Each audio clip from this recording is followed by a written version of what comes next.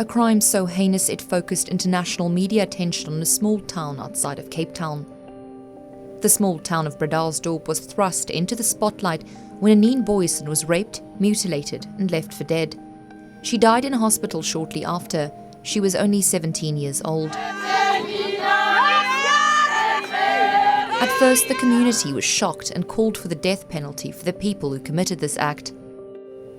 Months later, in the Swellendam Circuit Court, this man, Johannes Kana, was found guilty of Booysen's rape and murder and handed a double life sentence.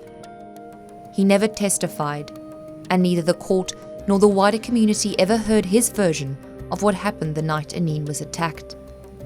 Months after the crime, it seemed that some community members were almost indifferent to Anene's rape. Hij pleit skalaar, want hij heeft haar verkracht. Hij heeft seks met haar gehad, maar hij heeft haar vermoord. Zij heeft een fightingspirit gehad. Ik kan niet geloven dat hij is zo'n kort klein mannetje dat hij dat kan doen natuurlijk. Een mens alleen. Hulle kan hy maar liewer sy naam verkracht het, maar nie doodgemaak het nie. Van hoe kan hy nou die route uithaal en so? Professor Jane Bennett from the University of Cape Town believes this is a likely product of a community deeply traumatized by the high incidence of gender violence. If I listened to people who were shocked rather by a murder than by a rape, I would know that the frequency with which misogyny and domestic violence and child abuse and the lack of being valued as a woman were prevalent in that context was deep. It was a deep frequency. And the only protection against it, which is a minimal protection, is class. It's not a whole protection.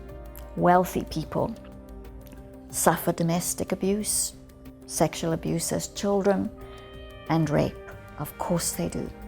But the vulnerability of resourcelessness deepens that frequency. You can hear it. It's everywhere. In many ways, Bennett's description of life in such a community reflects Anene's reality. Poor and vulnerable, the attack that finally claimed her young life was not the first she had to endure. According to the file information that we have at our office, it was a family dynamic that was characterized by a misuse of alcohol and drugs and domestic violence. And if I remember correctly, the circumstances was very poor, and that was the reasons why they were removed, because of domestic violence. Rape, the interests of rape, they're certainly targeted through gendering women into spaces of vulnerability and terror. But the overall effect is to render a nation